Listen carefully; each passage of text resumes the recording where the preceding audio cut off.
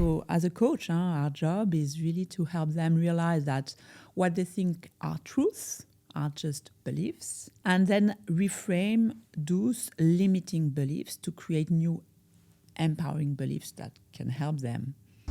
Welcome to The Power Within, the podcast where we explore leadership, personal growth, and the dynamics that shape success.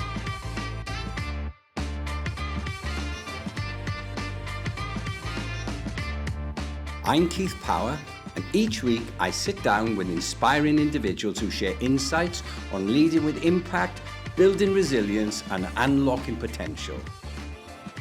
Through their experiences, we'll uncover the mindset and strategies that drive meaningful growth. Whether you're looking to evolve as a leader or gain new perspectives, this podcast is here to guide you. Today, I'm joined by Geraldine Gauthier, Master Certified Coach and founder of Go Master Coaching, as we explore more stories of resilience, growth, and the power of determination. From financial services to coaching global leaders, Geraldine helps others lead with confidence and navigate change. We'll explore her philosophy on transformational coaching, how it empowers individuals, and the strategies you can use to develop as a leader. Good morning. We know each other quite well already, and I've given a little bit of an intro, but can you tell us a little bit about yourself, Go Master Coaching, and your background? Thank you. First, thank you. Thank you, Keith, for having me. It's a pleasure being here. So yes, I'm a Master Certified Coach. I founded Go Master Coach. I'm based in Singapore here with my 3 kids. And my husband. I landed in Singapore 11 years ago. I used to work for a financial broker. When I landed in Singapore, I was a bit lost. I was not feeling so fulfilled in my role in this company, and I started to ask myself, what can I do more? Where can I, thrive? And I decided to do 2 things. I decided to hire a career coach, and I decided to challenge myself physically and to register for a triathlon. So basically, I worked on myself mentally and physically, and this is how everything started for me. And during the triathlon, I had this aha moment where I realized that this is where my sweet spot was. I wanted to help people be mentally, emotionally, and physically aligned. I decided after this triathlon to become a professional coach and a personal trainer, to combine both to help people. So that's how I became a coach in the first place. And then I saw the impact of coaching on people, and I was really amazed by how it could change, transform their life. And I decided I wanted to have more impact. So I created Go Master Coach, a school to train people to become certified coaches so that they can help others. And I decided also to create a digital toolbox to equip those coaches with better tools. And lately we developed also an AI to train coaches faster and to help their clients better. So yeah, that's my journey from financial services to becoming a coach and running Go Master Coach in Singapore, in the US, and in France. And recently adopting 2 kittens too. Oh yeah, exactly. So you're very settled in Singapore. Exactly. 1 husband, 2 cats, and 3 kids. In no particular order. I probably need to tell the viewers here that you trained me. Yeah. So in my 60s, I went back to school. And it was nowhere near as scary as I remember school. It was a very positive, invigorating, and enlightening experience. I'll be honest, I came along thinking I just need to get certified. But what I learned quite quickly is how little I knew truly about coaching. Experience of 30 plus years didn't count for much if I wasn't able to convey that. So thank you here for helping me on my own journey. The other thing that I remember only too well. I was I was the only man in the group. And how challenges the gender split for you in the groups of people that you coach or individuals that you coach? Do you approach things differently? I think whoever, male, female, whatever their nationality, we have people from all over the world as well. I always try to be as curious as possible to avoid any biases to impact the way I train, the way I coach, the way I connect with people. So I try to really be more curious. But of course, there are differences. I've seen some differences. I think, I don't want to be cliche, but males, they might take more time to open up. Females, they might open up very, very quickly.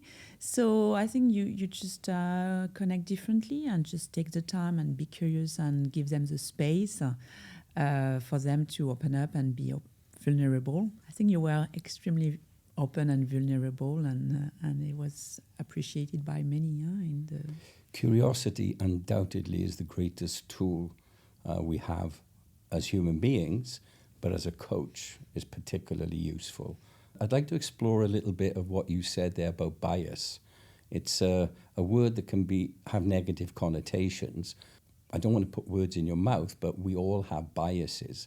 How do you see that holding people back from achieving their full potential?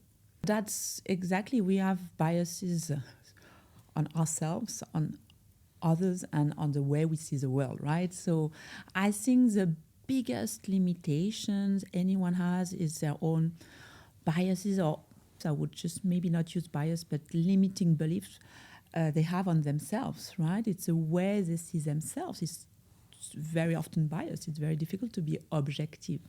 So I think this is what holds people back. It's about the beliefs they have about themselves. And very often, and this is exactly what bias is, often they think that those limiting beliefs are truth. Mm-hmm.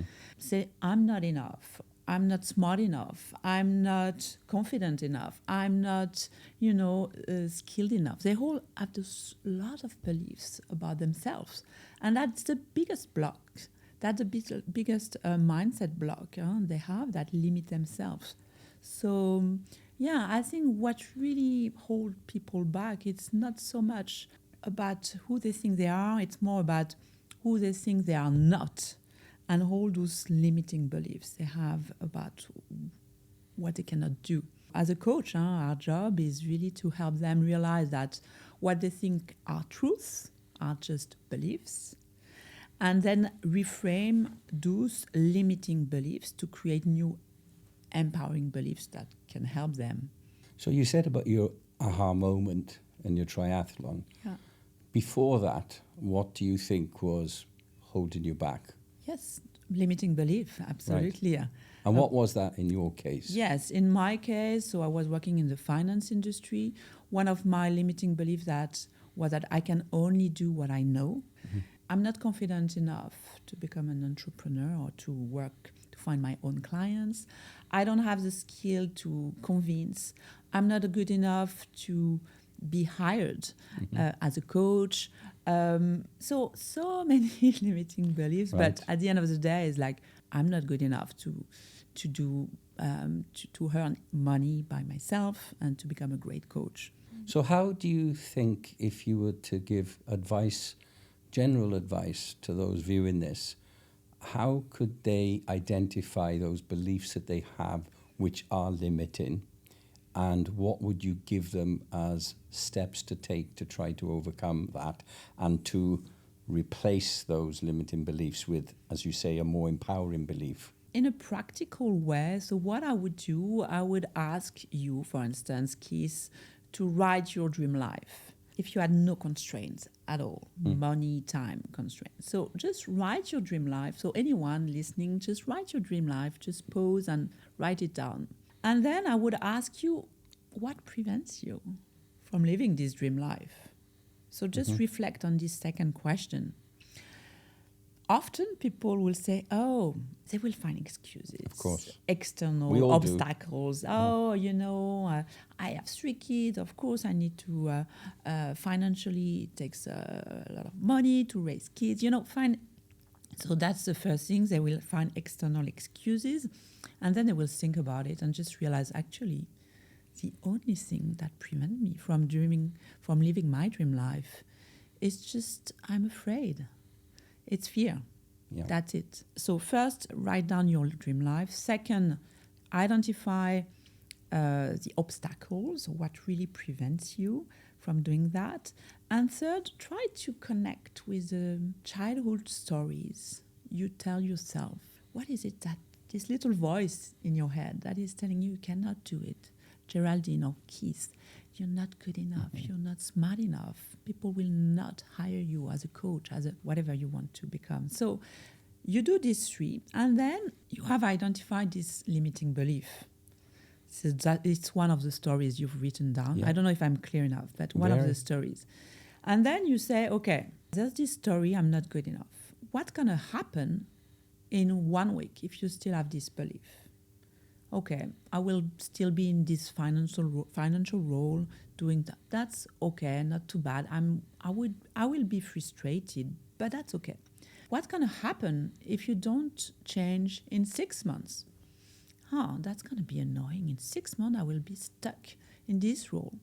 How about 2 years? And it starts to be really annoying and wow, I don't want to be there in 2 years, in 5 years, in 10 years. Yes. And then you realize, okay, that's very painful. I don't want to be there in 5 years. So I need to change now. So you create a sense of urgency to act on this limiting belief, and you find enough motivation to reframe it and say, it's just a belief. It's just a story I've developed, I've created for myself. So you decide to change your narrative. I've always seen you as being very confident, very capable. But as we got to know each other, you allowed yourself to be vulnerable and share. But I'd just like to share a quick story when we had a conversation on the phone last week. One of the things you said was you were concerned about coming today with your accent, your French accent. And what I said to you was, if you change your accent to being neutral, you wouldn't be Geraldine, you wouldn't be the person I know. And what you said back to me really struck then. You said, yeah, thank you for reframing that for me. And this reframing is a very powerful tool that just looking from a different perspective and reframing things improves how you're going to approach it very quickly, very immediately. And I hope that you're not doing anything about making your accent more neutral now. Yeah, but thank you very much. And it really helped. I was like, oh, yeah, thank you. But because it has been one of my limiting beliefs that I'm French, how can I teach or train people like you, right, that are natives English? I'm Welsh. Yeah, sorry. Just be clear here to our audience. But so I had to overcome this belief, and thank you again. I feel like, almost as an imposter. How can I, convey strong ideas with this accent and being French, and thank you for sharing that. It was good to have an accent as well. Most native English speakers that I've ever spoken with, whether they're from America, Canada, Australia, UK, everyone admires and appreciates a French accent, believe it or not. Probably improper to say these days, but it sounds very sexy as an accent, whether it's a man or a woman. It really sounds romantic, flowing. So I'm glad I helped you to reframe. It's probably the first time I've given you something back and coached you in return. No, it's not the first time, but thank you very much. And I think it's important to keep. It's a very good example of reframing and how it can just instantly boost your confidence and say, all right, let's do it. And if it's good. You could have 3 hours just talking about motivation. I'm a firm believer that you just do it, literally. If you've decided that you want to change, do something, Whatever it is, make a move, make a decision, do something. Now, that sounds simplistic, but so many people get stuck, literally stuck, and thinking, all of these things I need to change, so where do I start?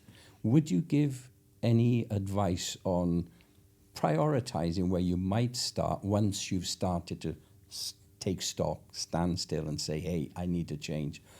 What advice would you give generally? So what I would do, I would never ever try to persuade someone to change. What I would do, I would coach them to persuade themselves to change. And how would I coach them? I would use one of my favorite formulas, the change equation. If you want to overcome resistance to change as an individual or as an organization, you need to focus on 3 components. First, dissatisfaction.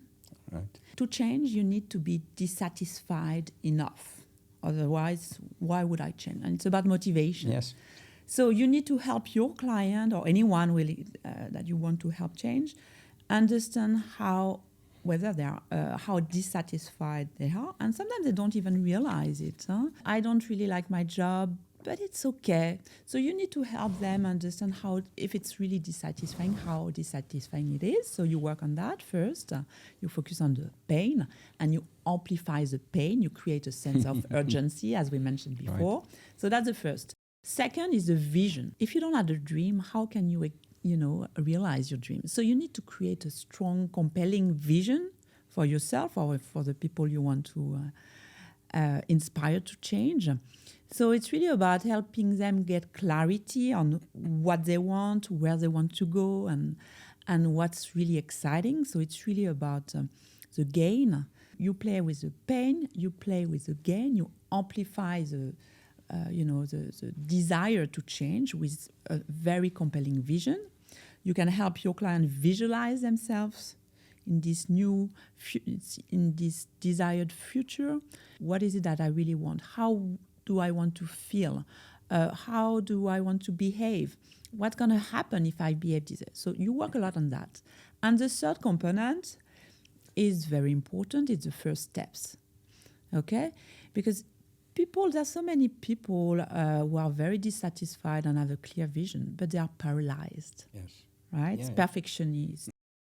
Many high achievers, they have very intellectual, they have very clear vision and but they're not doing anything. So it's really about the first step that will change and create this momentum. So it's really about coaching them on the dissatisfaction, coaching them on clarity of the vision, and helping them just act on it. I probably came more from the school of jumping into the action a bit too quickly, which led to most of the troubles in my life. I think what you've described there, though, does create some tension and a little difficulty. And I'm not going to pretend to people that any change is easy. It has to have an element of pain to it. Even if the pain is just accepting you need to change, that's the start point of the pain. Whether it's therapy, coaching, any of these activities you take to improve yourself, you go through a little bit of pain. Is it worth it?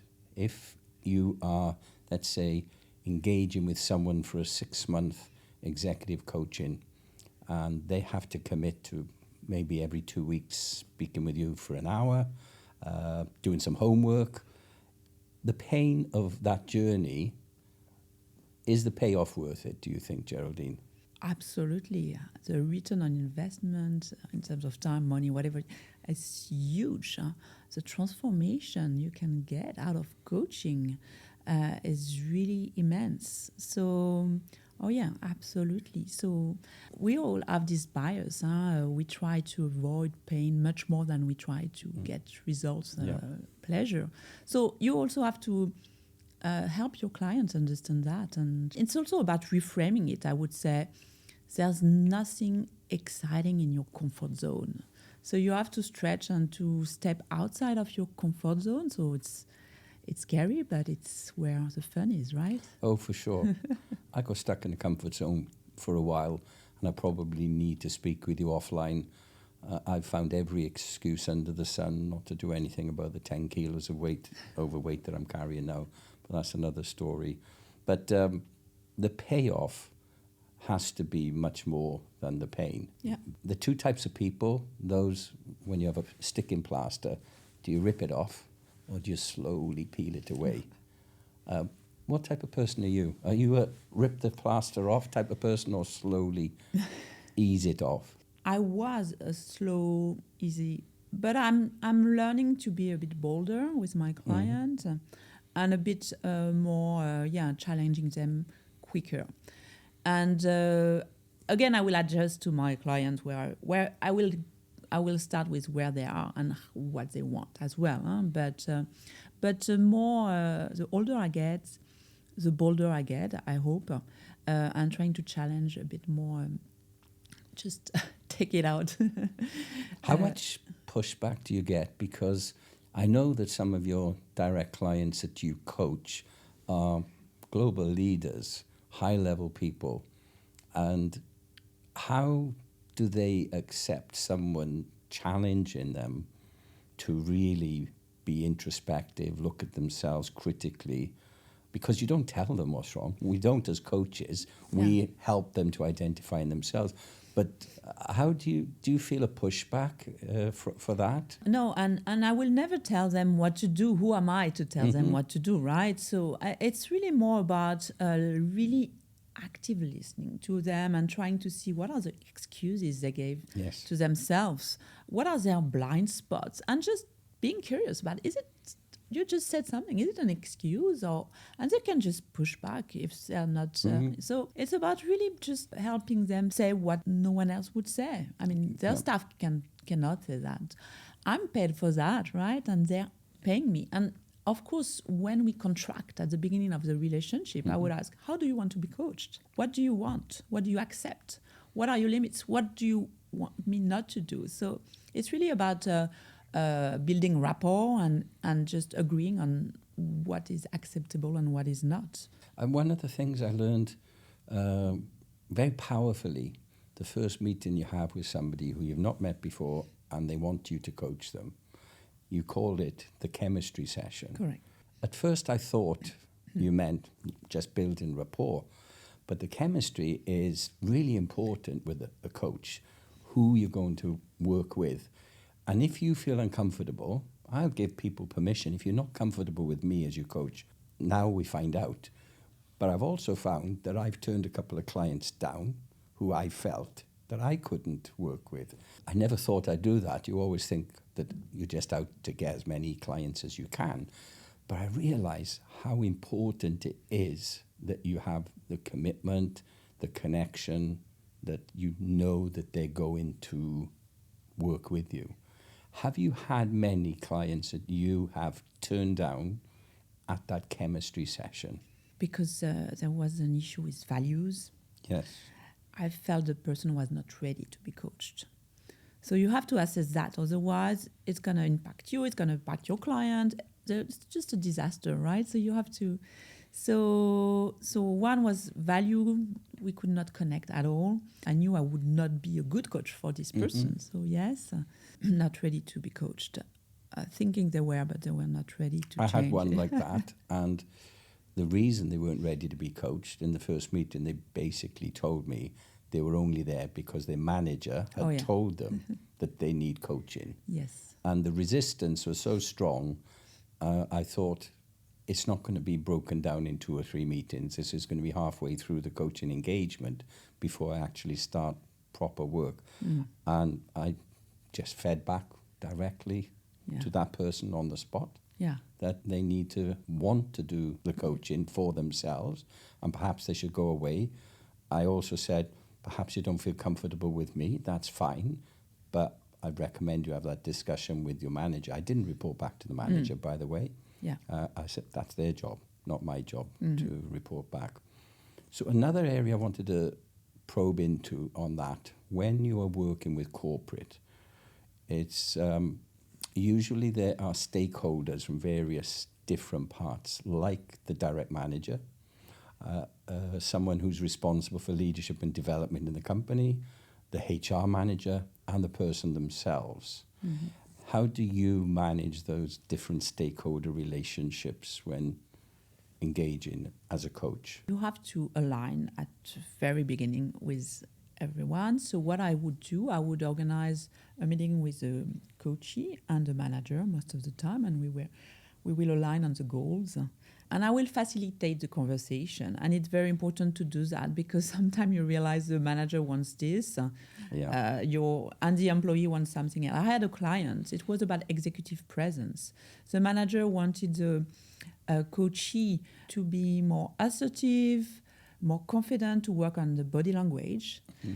And the coachee, he wanted to be able to empower team with vision. So it was totally this huge misalignment. So we spent enough time, I facilitate the conversation, and we managed to agree on some goals. So that's the first step. And then I will coach a client, and I will never, ever share anything with any stakeholders. Critical. Absolutely critical.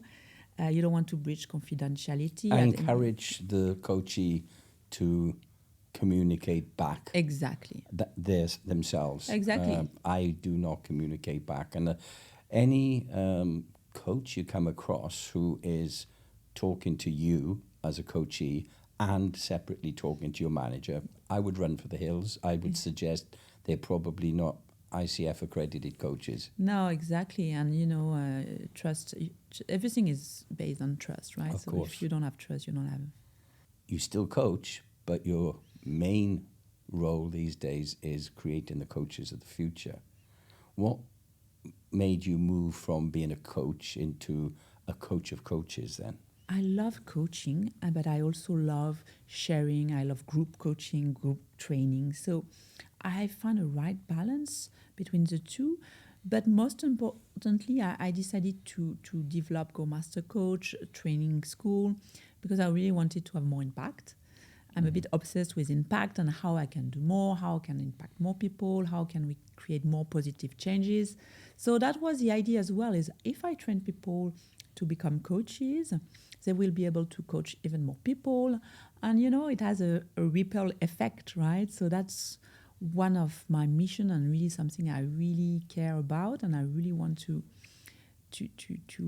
work on. So, and also, as you mentioned, when you train people to become coaches, you also coach people, right? Yes. Through the process. It's a different approach, but I felt it was also very fulfilling. And I love the conversation and the collective intelligence. And I think the synergies in a group are pretty interesting as well. You arrived at that, and I've arrived at a different point, but for the same reasons. And the aim of this podcast is impact and a ripple effect. Okay. So for me, I'm a lot older than you. I have less time, so I have to make more impact quicker. Back to then when you are coaching coaches, one of the things I anticipate is the case, you are imparting knowledge, but at the same time, just in our group of 10, they're so disparate, so different. How much do you learn from the people you're coaching who come fresh?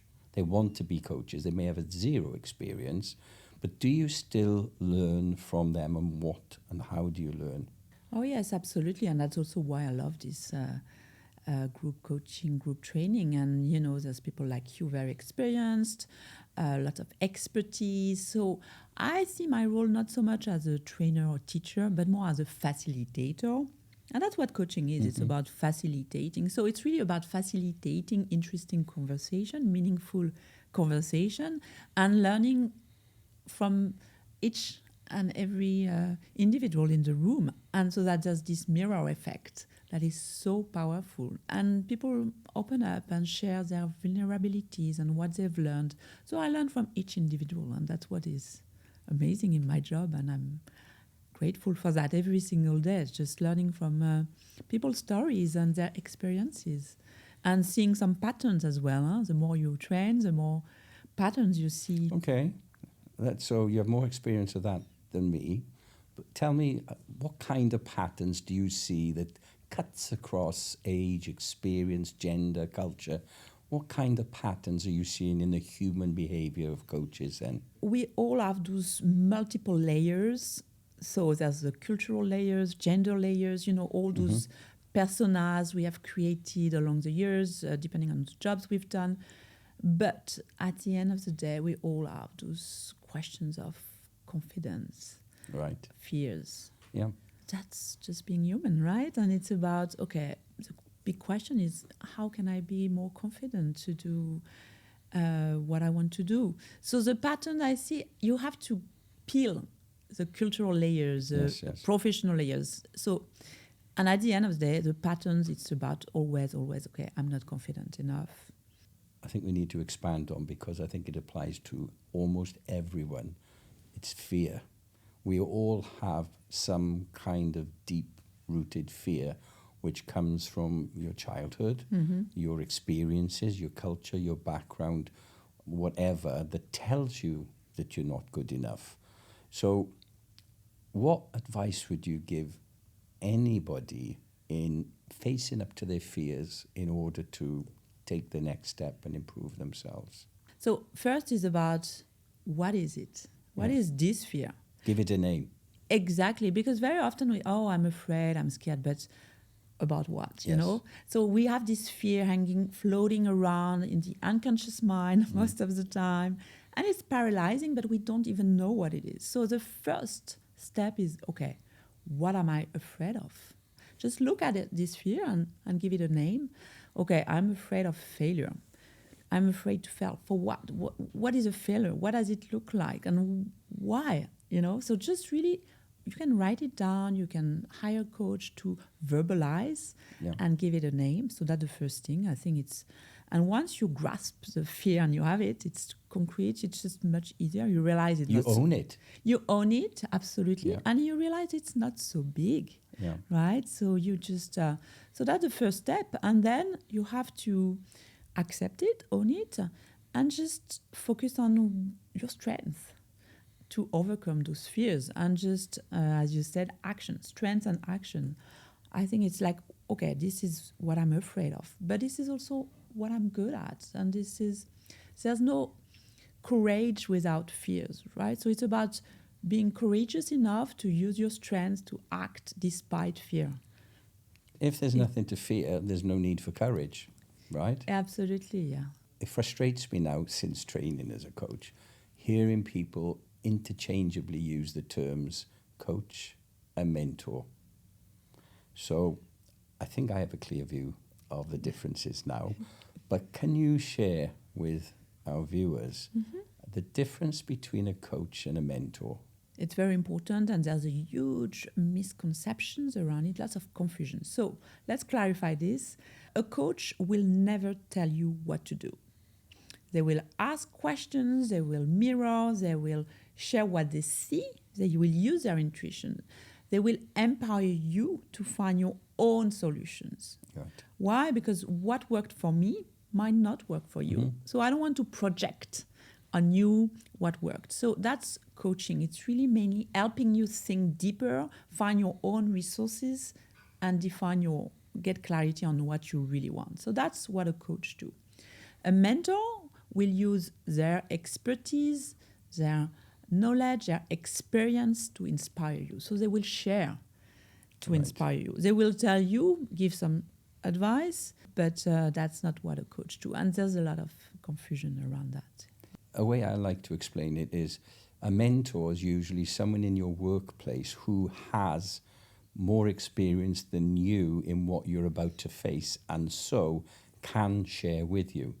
A coach does not need to have any knowledge of your workplace or the products that you're in or the markets that you operate in.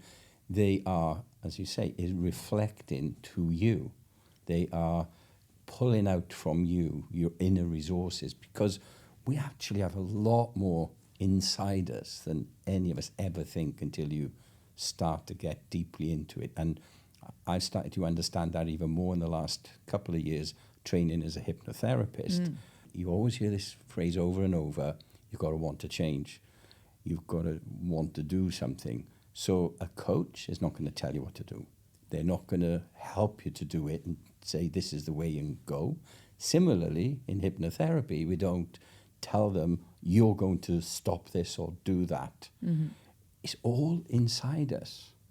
It's the key is how we unlock that inside us. Yes. So I'm now doing two things, coaching, hypnotherapy, of helping people unlock inside them, face their fears, move on, basically. My only regret is I didn't learn about coaching 20 plus years ago. Oh, yeah. I had many mentors, but I never had a coach.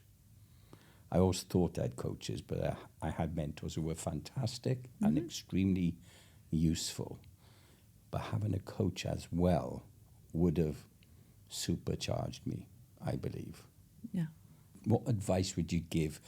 Let's give you a typical someone in their mid-30s, getting on in their career, looking at the boardroom, they're on their way up.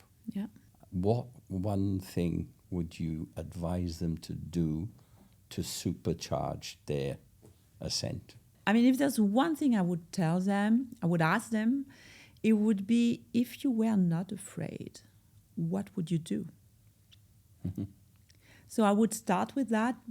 And it's a self-awareness question, and it's a fear question, and it's a, yeah, so I think it's a good question to reflect on for any leaders, for anyone, basically.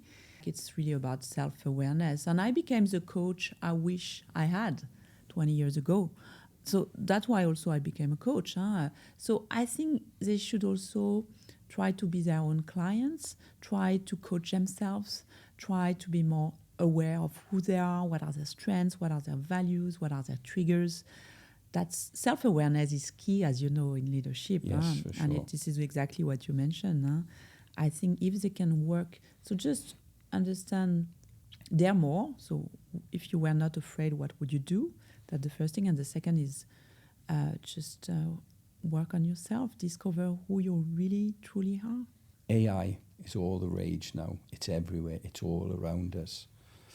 Where do you see coaching and AI? You already mentioned you've incorporated AI into the training program.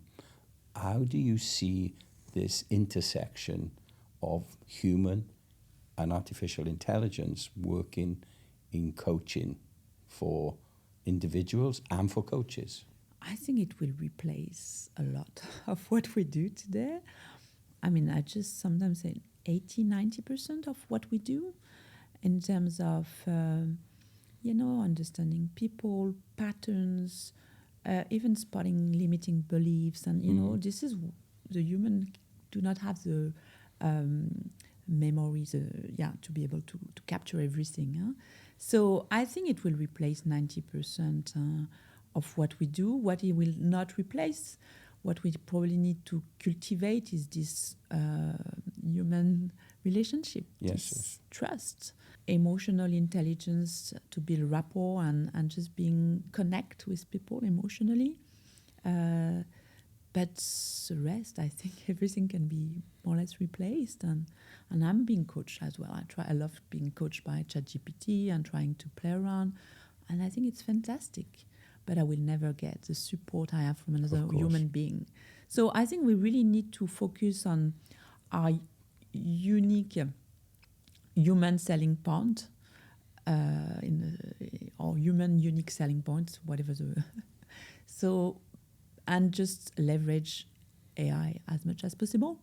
That's my view. The final frontier for AI is going to be EQ and EI. Yeah. Emotional intelligence is the last vestige of humanity that we hold on to, right? And what I've found, I talk to my ChatGPT a lot to help it learn about me. Yes. And I think that's important, that you have to embrace it. You can't run away from it. It's real. It's a bit like someone saying when the internet came, well, I'm not doing that. That's not going to take off.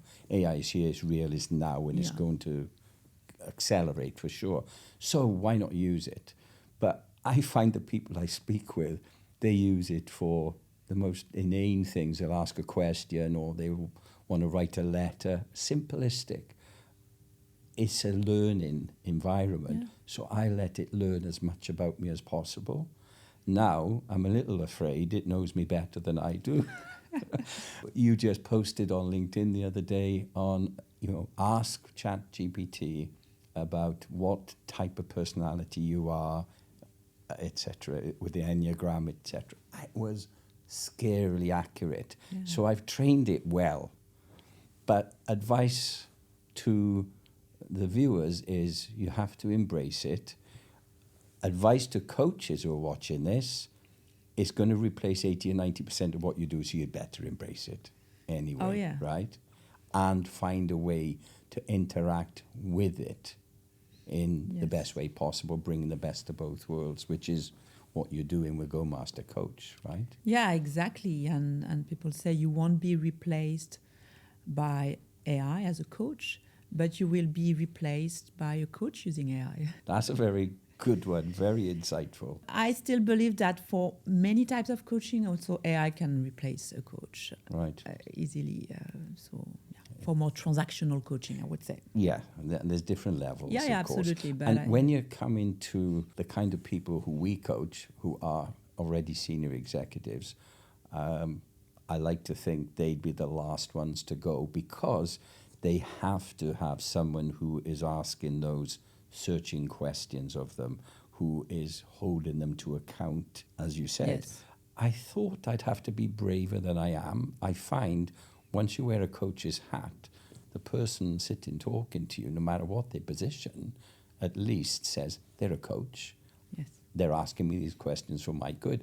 So I felt I can get away with a lot with my questions.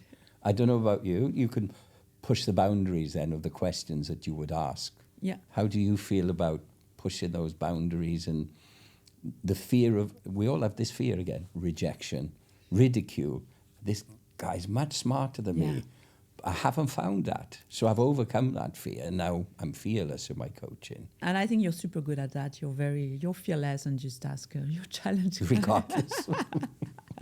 But I was so afraid because I'm a people pleaser. And when I started, I learned that I was too kind, asking gentle questions. And I've lost a client because of that. Right. I've learned the hard way that it's better to be bold. It's better to challenge people. They don't pay you just to be kind. They pay you to learn. So you need to. So it was a good reframing. Yeah. You learn by failing.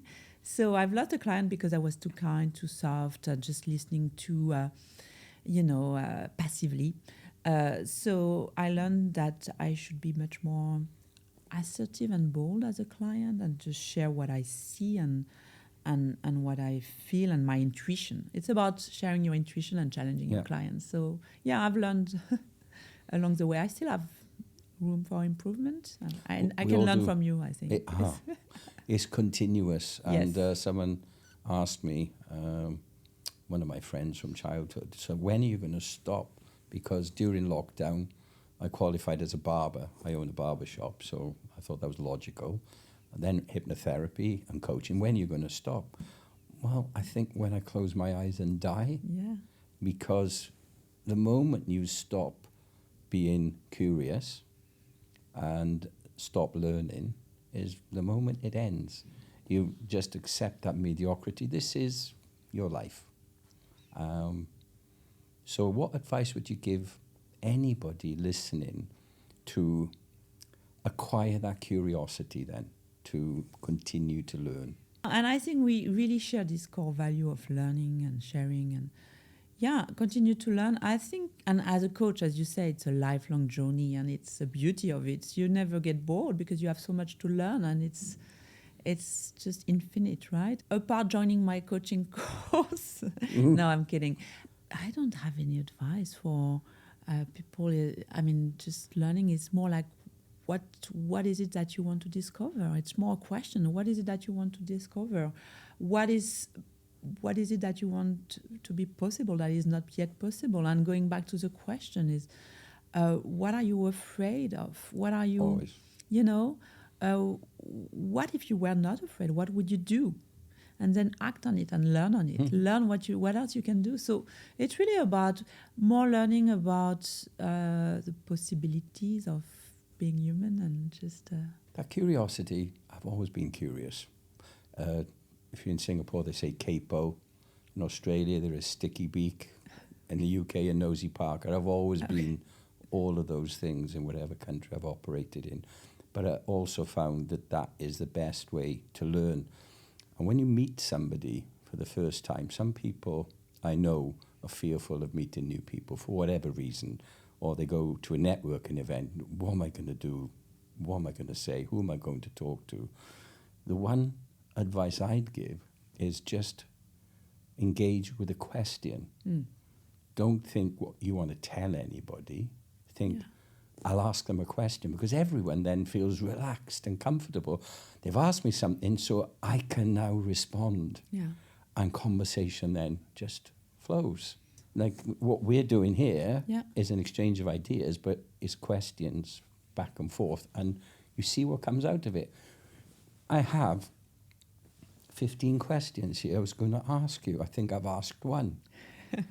Because as you ask questions, it unravels things and it moves in a certain direction, right? Yeah, absolutely. So my strongest advice to build relationships, question. As a coach, one of the participants once said, and I think it's exactly what you mentioned, is because when you're a coach, you want to ask the right question, and just you're thinking about the the smart question or the right question. Just like don't try to ask the perfect question. Just ask the curious question. And I think it's such a beautiful way to create connection indeed, If you weren't a coach and you didn't have Go Master coaching, what would you be doing otherwise, do you think now? I love arts. Maybe I would do something around arts, design. I love creativity. But I think it would be something around empowerment, around using art or creativity. I don't know. I'm feeling so aligned at the moment. So I don't even ask. A creativity coach, perhaps? Yeah, perhaps. We have one, Han. So you've landed really in your sweet spot, and you're growing within your sweet spot. I mean, it might evolve. I might pivot.